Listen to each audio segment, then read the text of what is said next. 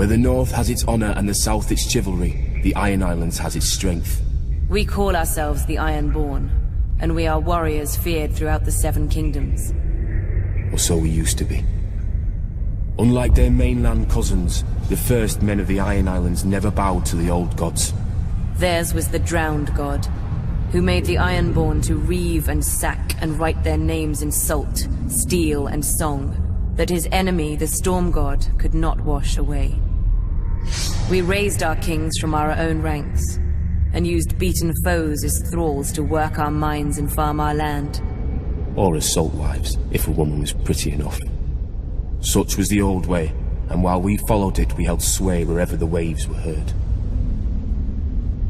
When Aegon came demanding fealty, King Harren the Black ruled as far east as the Trident. Other kings like the Starks could kneel, but Harren was Ironborn, and the Ironborn must be beaten.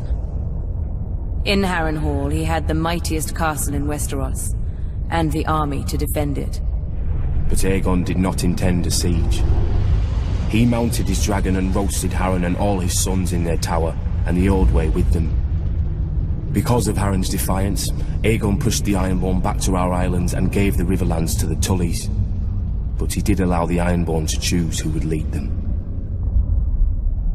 House Greyjoy had always been one of the greatest houses of the Iron Islands. We trace our descent from the Age of Heroes and the legendary Grey King, who took a mermaid to wife and made war upon the Storm God for 1,000 years. Blessed by the Drowned God, the Grey King fought and slew Naga, the great sea dragon, and took her fire for his own. This history made our ancestor Vicon Greyjoy the natural choice to lead the Ironborn after Aegon's conquest. For 300 years, House Greyjoy ruled the Ironborn. We styled ourselves Lord of the Iron Islands, King of Salt and Rock, Son of the Sea Wind, Lord Reaper of Pike. In truth, we were thralls. Our people still chanted, "What is dead may never die." But the Old Way had died. Until the Targaryens followed their dragons into the grave, and our Lord Father, Balon Greyjoy, rose against the new king, Robert Baratheon. He seized our ancient crown and sent our Iron Fleet against the Lannisters at Lannisport, burning all their ships before any could weigh anchor. Though Robert and Eddard Stark would later defeat him, they understood us no better than Aegon. The Greyjoy sigil is the Kraken. What it grasped once, it will never surrender.